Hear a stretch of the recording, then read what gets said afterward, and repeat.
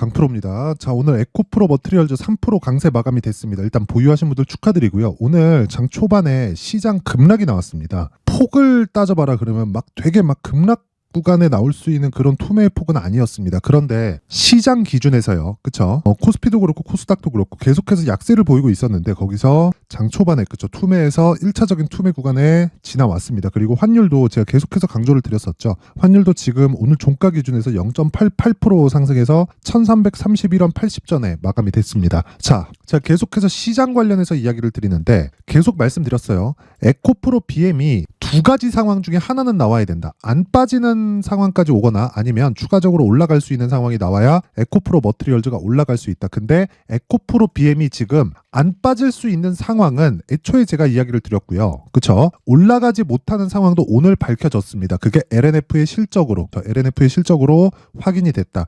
LNF가 어저께 그쵸? 실적이 나왔는데 그 실적에 대한 실적 지수가 적자가 2,800억인가 나왔습니다. 자, 그리고 그 내용에 대해서 한번 확인해보면 이런 거예요. 지금까지 제가 이야기를 드렸었던 그대로 진행됐는데 2,800억이 아니라 2,200억이네요. 자, 여기 보시면 지난해 적자 전환, 리튬 가격 하락에 수익성 악화됐다. 자, 리튬 가격에 대해서 제가 뭐라 그랬나요? 평균치를 유지할 거다. 그쵸? 유가를 제가 예로 들었어요. 어떻게 예로 들었냐면, 자, 보세요. 유가는요, 기본적으로 60불을 기준해서 경기가 좋을 때는 80불과 60불 사이의 등락 구간을 지속적으로 보내고요. 특정한 이슈가 있다. 전쟁과 같은 또는 산유국에서 싸움이 발생했다. 이런 부분입니다. 이렇게 됐을 때는 100불 그리고 120불 정도까지 상승할 수 있는 폭이 열리지만 이런 구간이 장기간 유지되는 것은 아닙니다. 그쵸?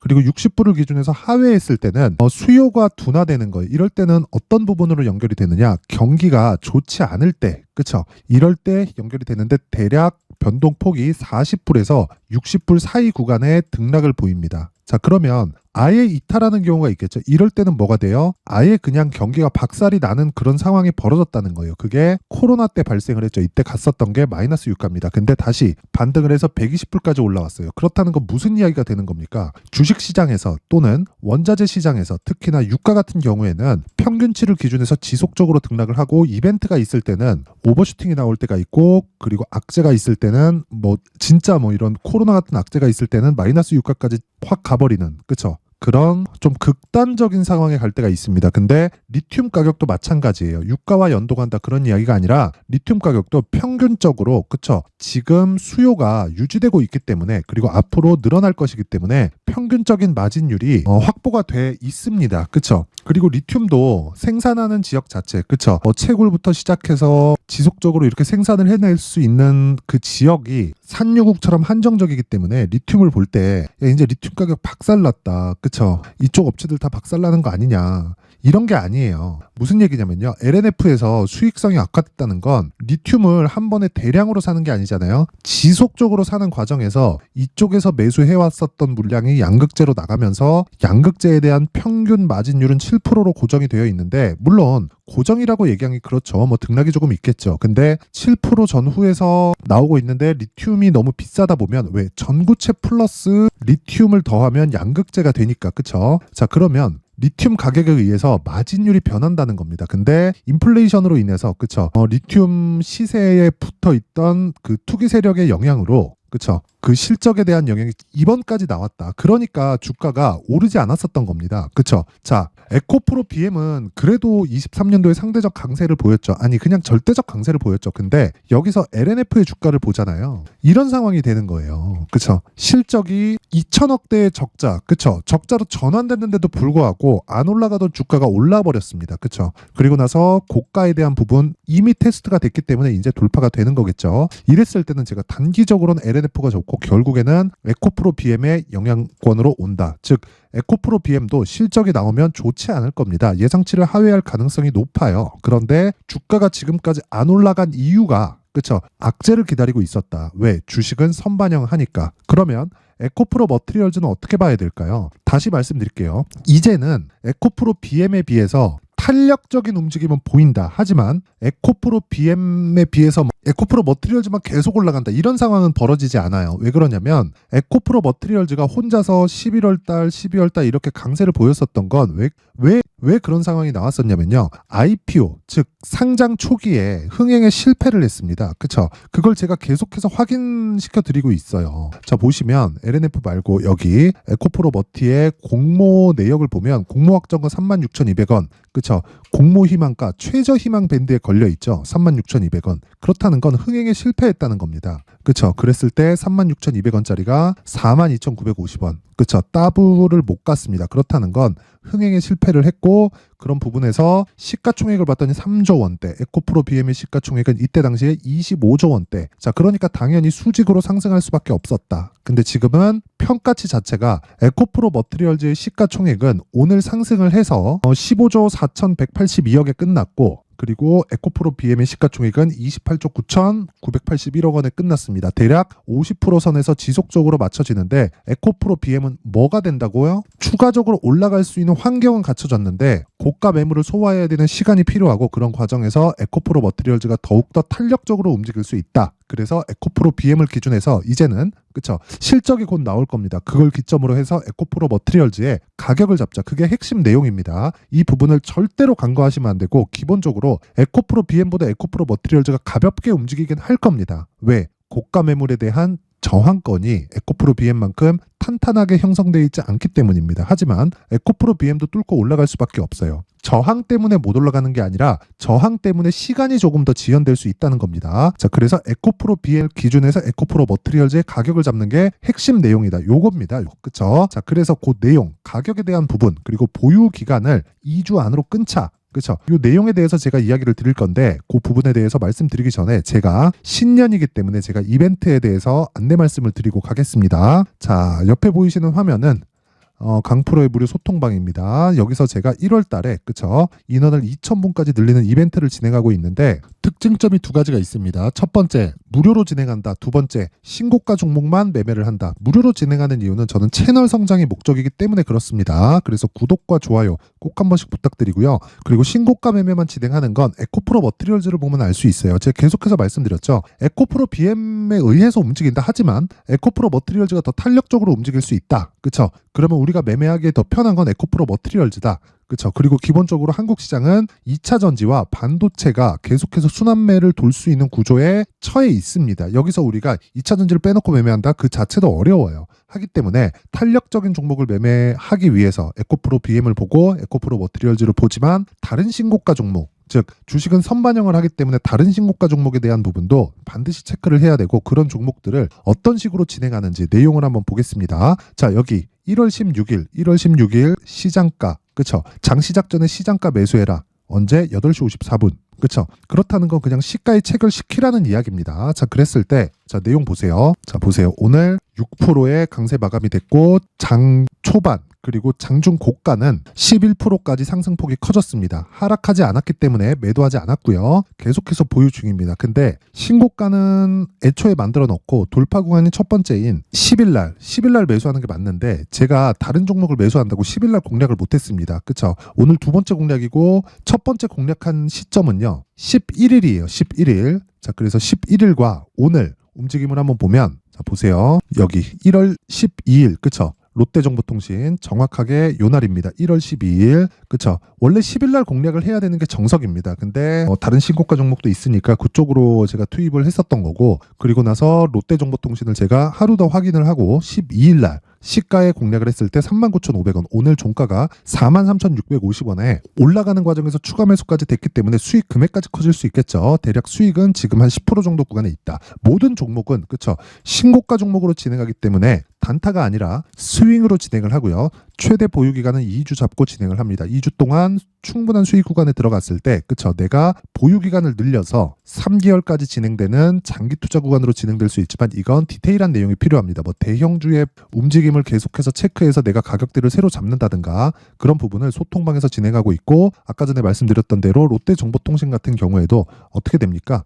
그쵸? 장 시작 전에 정확히 1월 12일 날 진행이 됐고요. 지금 한 2박 3일째 보유하고 있는데 매수한 날 빼고 이틀째죠. 이틀째 한 10% 정도 수익 구간에 들어왔다. 그쵸? 내일이라도 추가 상승 나오면 계속 보유하는 거고 내일 떨어지잖아요. 그러면 수익이 줄겠지만 고가 잡으려고 굳이 노력을 하지 않습니다. 그게 시간을 줄이기 위한 핵심 사항입니다. 그래야 내가 계속해서 수익의 폭 그리고 무엇보다 수익의 기회를 계속 가져갈 수 있는 겁니다. 자, 그리고 이 밑에 나와 있는 종목, 흥하해용 같은 경우도 마찬가지예요. 1월 12일 시장가 매수 어떻게 됐습니까? 자, 있는 그대로 제가 계속해서 이야기를 드리는 거예요. 자, 보세요. 시가 1월 12일, 그쵸? 어떻습니까? 시가 3,890원, 그리고 오늘 4,230원, 9% 내렸죠? 매도해도 수익이다. 어저께 매도했으면 더 좋지 않았겠느냐? 추가적으로 상승할 수 있는 가능성을 이미 수익 중인데 굳이 버리고 싶지 않습니다. 왜? 신고가 종목은 계속해서 발생을 하기 때문에 그렇습니다. 자, 그러면 답 나왔죠. 어떤 종목이든 시장 주도주가 된다는 건 신고가 구간을 거쳐 가야 됩니다. 그래서 나는 항상 신고가 구간에서 매매를 해야 되고 지연 시간을 최소화시키기 위해서 내가 2주 안에 그쵸 수익 전환이 될 수 있는 최소한 손해를 보지 않을 수 있는 가격대를 잡자. 그리고 하락하는 구간에는 무조건 매도하고 빠진다. 그쵸? 이 구조를 지키는 게 신고가 매매의 핵심이고 그걸 소통방에서 계속 진행을 하고 있습니다. 말 나온 김에 한 종목만 더 볼게요. 최근에 시노펙스가 굉장히 강하게 진행됐다는 건 알고 계실 겁니다. 그래서 시노펙스를 제가 어느 정도 구간에서 공략했는지 보면 12월 22일 시노펙스 그쵸? 정확하게 장 시작 전에 시장가 매수가 진행됐고 자 보면 시노펙스 그쵸? 저는 요날 매도를 했습니다. 1월 4일 날. 근데 자 12월 22일 신고가 구간이기 때문에 제가 지속적으로 공략을 했겠죠. 자 이런 일이 계속해서 벌어지는 거예요. 신고가에 대해서 이해를 하지 못하면 그쵸? 내가 나만의 수익 모델을 만들 수 없다. 그래서 제가 계속 강조를 드리는 게 무조건 이해를 해야 된다고 이야기를 드리는 거고 내가 막 매매하는 과정에서 어렵다. 그리고 막 손절을 하고 있다. 주도주에 대해서 알고 싶다. 그리고 모르겠다 하면 와서 배우세요. 이번 기회에 배우세요. 돈 안 받습니다. 하지만 구독과 좋아요, 그쵸? 채널 성장이 목적이기 때문에 구독과 좋아요 꼭 한 번씩 부탁드리고요. 상단에 있는 전화번호로 참여라고 문자를 보내주시면 제가 이 번호로 제가 소통방 입장 링크를 순차적으로 공유를 해드리도록 하겠습니다. 모든 분들이 정말 신고가 매매해서 진짜 나만의 수익 모델을 만드세요. 자 그리고 연초 이벤트 하나 더 나갑니다. 자 제가 신고가에 대해서 제가 계속해서 강조를 드리고 있기 때문에 그쵸? 신고가 검색기 어떤 식으로 내가 종목을 찾아야 될지 고민하지 말고 신고가 검색기를 토대로 내가 응용해서 만들어도 되지만 그냥 요거 사용해도 됩니다. 그리고 이런 종목들을 이런 식으로 그쵸 시노펙스 테크윙 같은 경우 오늘까지 올랐습니다. 시장이 안 좋은데 그리고 레고캠바이오 같은 종목들 그러니까 이런 종목들을 내가 어떤 식으로 매매를 해야 될지 그런 부분을 여기 수익 모델에 대한 내용으로 제가 함께 준비를 해놨고요. 이것도 당연히 채널 성장이 목적입니다. 돈 안 받고요.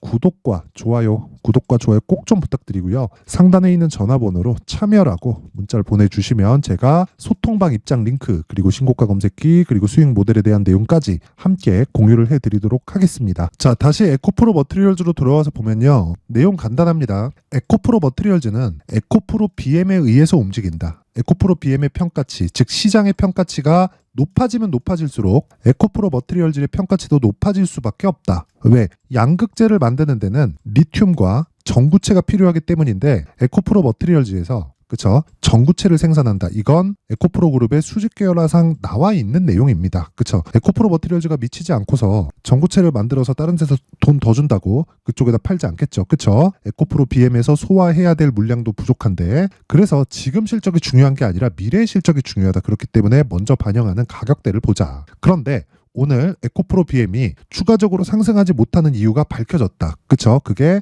실적입니다. 실적이 안 좋기 때문에 실적이 나오는 부분을 확인하고 나서 그쵸? 안 올라가는 부분으로 인해서 가격 반영이 다 된 겁니다. 실적이 나오면 좋지 않을 거예요.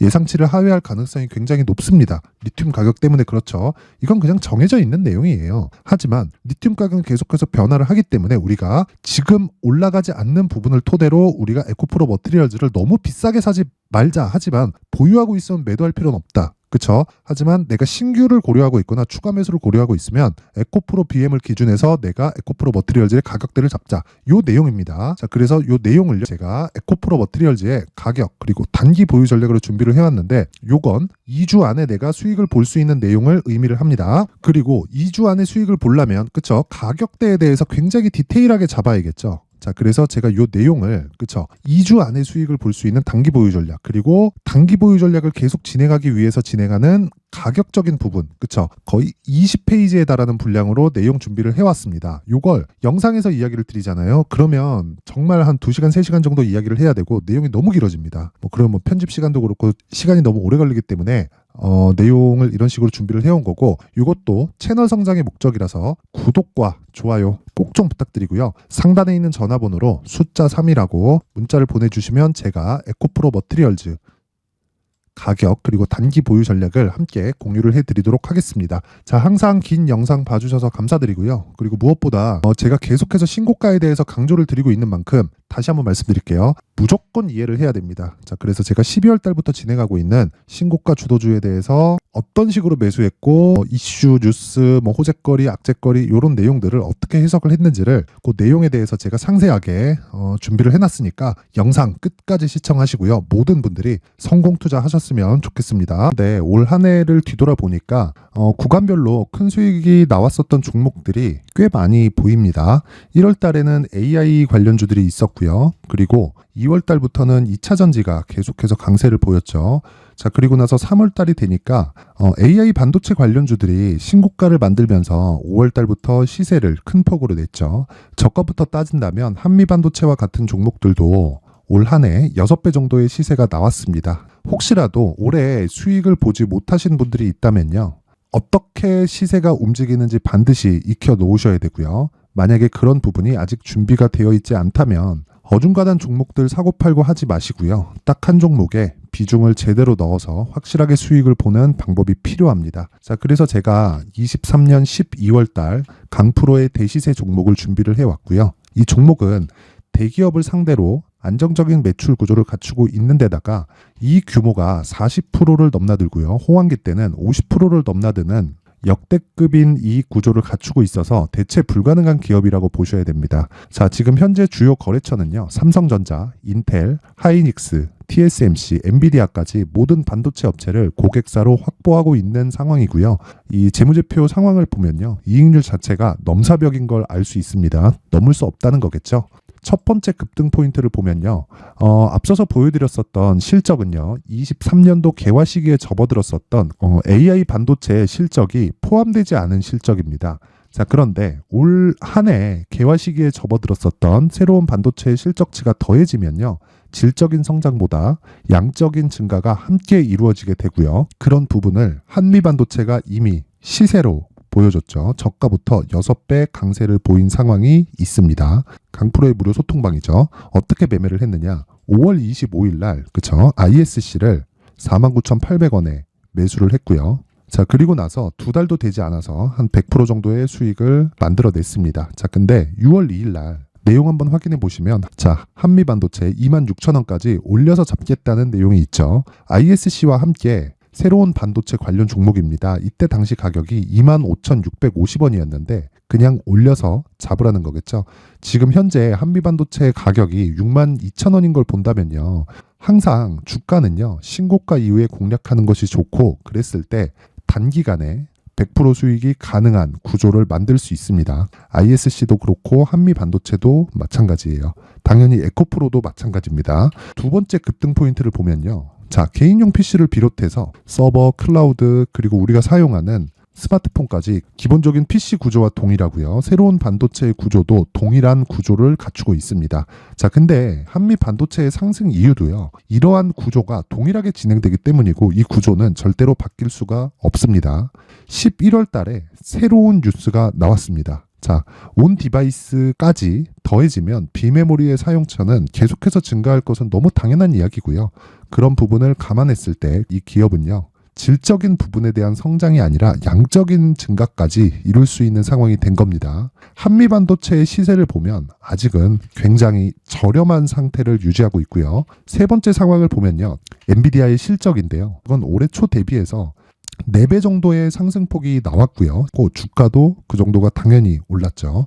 주식 투자를 할 때는 예상하는 게 아니라 확정치를 보고 매매를 해서 수익을 낼 수 있어야 됩니다. 앞서서 제가 보여드렸었던 내용인, 자, ISC도 그렇고요, 한미 반도체도 그렇고 확정된 내용이 있었죠. AI에 대한 개화 시기에 맞춰서 삼성전자와 SK 하이닉스가 강세를 보이는 구간이 있었고요.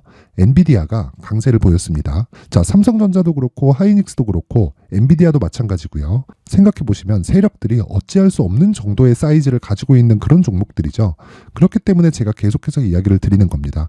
확인하는 데는 확정치가 필요하다고요. 엔비디아 실적만큼 확실한 재료가 있을까요? 엔비디아의 실적의 증가세는요, 앞으로 다가올 AI 반도체의 수요 증가가 있을 수밖에 없다는 거고, 그리고 그에 맞춰서 단가는 폭증하고 있는 상황인 게 엔비디아의 실적을 보면 알 수 있고요. 그리고 삼성전자와 SK 하이닉스로 연결이 되고요. 그래서 한미반도체가 올라온 그런 상황입니다. 한미반도체만큼 추가적으로 상승할 수 있는 종목이 있다는 게 하이닉스를 포함해서 삼성전자의 시세 그리고 엔비디아의 실적을 보면 알 수 있고요. 그래서 준비한 4분기 대시세 종목, 내년 초까지 강세를 보일 수 있는 종목을 준비를 해왔습니다. 어렵게 생각하지 마시고요. 기본적으로 신고가 구간에 있는 종목이기 때문에 하락에 대한 저항성은 충분히 갖춰져 있는 종목이고 이미 시세가 시작이 됐습니다. 자, 무엇보다 중요한 건 얼마에 사는 걸 텐데 제가 그런 부분까지 상세하게 준비를 해놨으니까 영상 상단에 있는 전화번호로